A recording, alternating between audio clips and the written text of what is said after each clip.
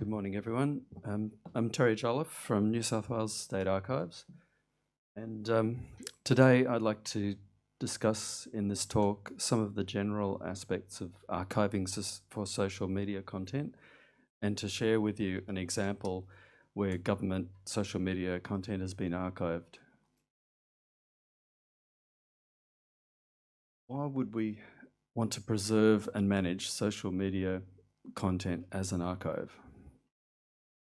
Well, some reasons why we may want to include performing e-discovery for legal matters, or for preserving the content, the social media content of a person or a community or a topic of interest.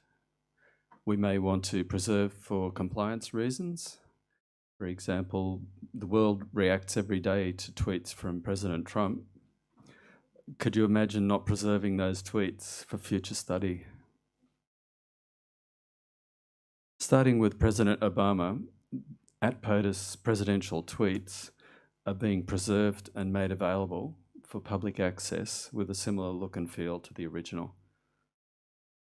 Emergency service announcements and some other government businesses may be delivered by social media. That's another reason why you may want to archive or manage at least. In New South Wales, management of social media used by public officers for business purposes is covered by the State Records Act and the agency's retention and disposal authorities.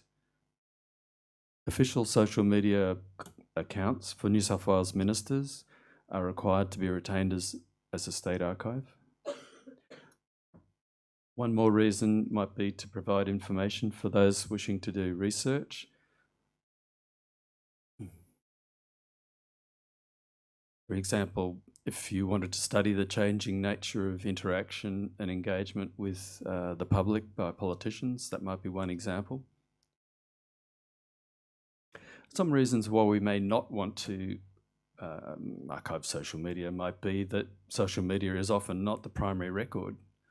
For that, we're more likely to look at business systems, emails, and I guess office documents generally.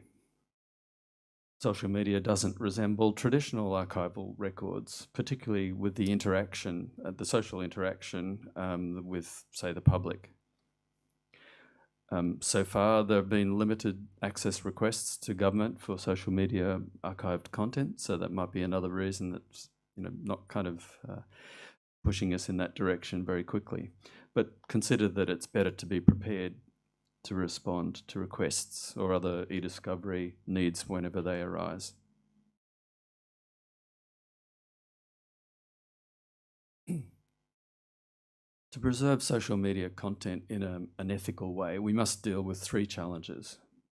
Users often lack awareness and they aren't in a position to give informed consent to how social media platforms use their data or how it can be collected or accessed by third parties.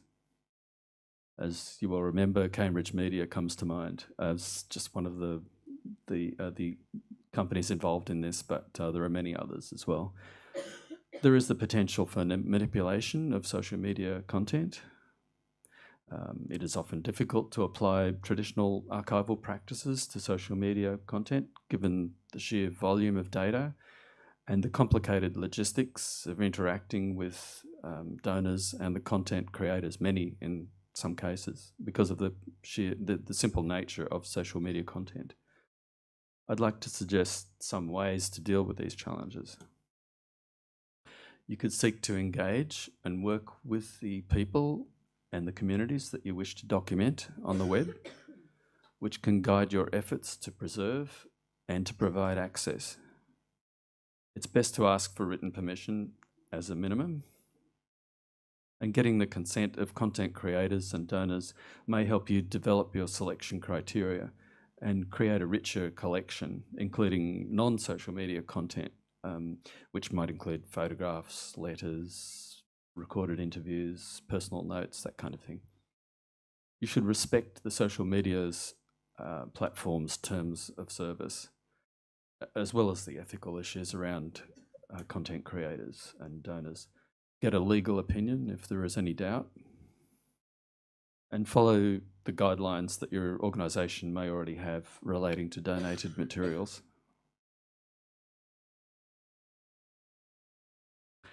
The mechanisms that you can use when interacting with the social media platforms are their website, obviously, which delivers social media content via HTML, CSS, JavaScript, and other for rendering via browsers on your device.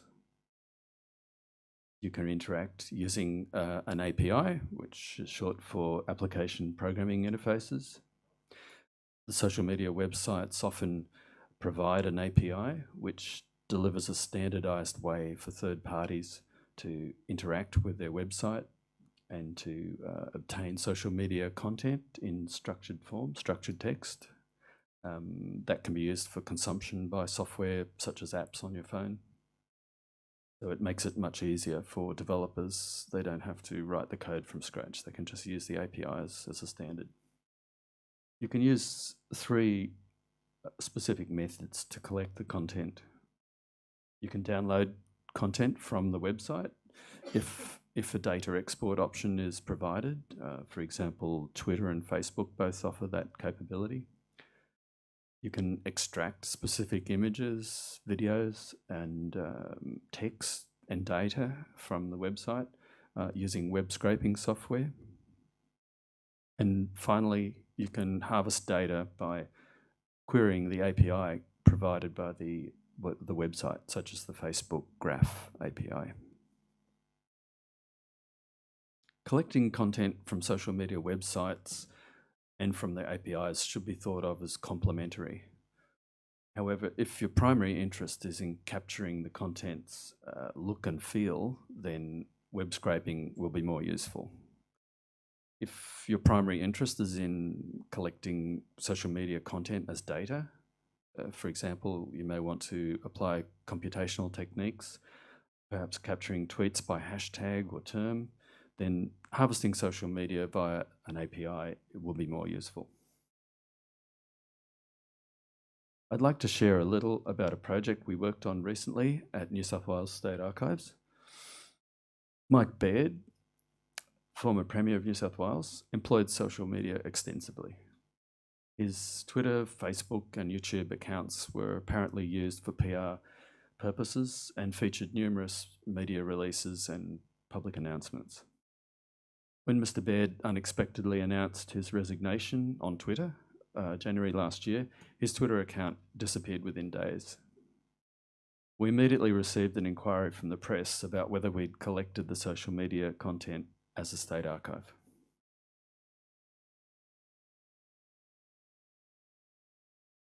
Obtaining the Twitter content wasn't a simple process. It involved numerous discussions between departments and New South Wales State Archives to initially confirm that this social media was a state record, and secondly, to identify the most appropriate person to provide the content. We were somewhat concerned about any delays because we understood that Twitter content is normally permanently deleted after 30 days from the deactivation of the account. Eventually, we were able to obtain a Twitter data export in the standard format, but we were not provided with anything else. We didn't get Facebook or YouTube content.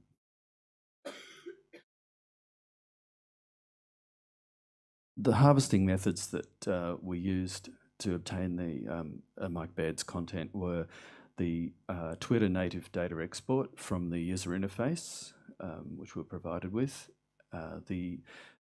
The other 2 social media platforms required us to use some more varied approaches. We web scraped the relevant publicly available videos using open source software, YouTube DL, from the YouTube account. And we used a custom script that we'd written to query the Facebook Graph API for Facebook. We used YouTube DL again to download the images and videos from the Facebook account. And because we wanted to preserve at least some of the look and feel, we used Web Recorder, which is also open source software for Facebook. And there are some links that to those programs that I referred to for Facebook and again for YouTube. can provide the presentation later if you want to look at those links. The Twitter comments were not captured as they're not included in the native Twitter data export from the UI. Looking at the standard HTML viewer, you may notice that tweets are arranged by month, easy navigation.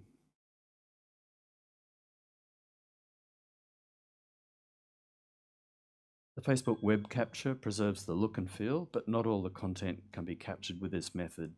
For example, some status updates had several thousand comments and replies.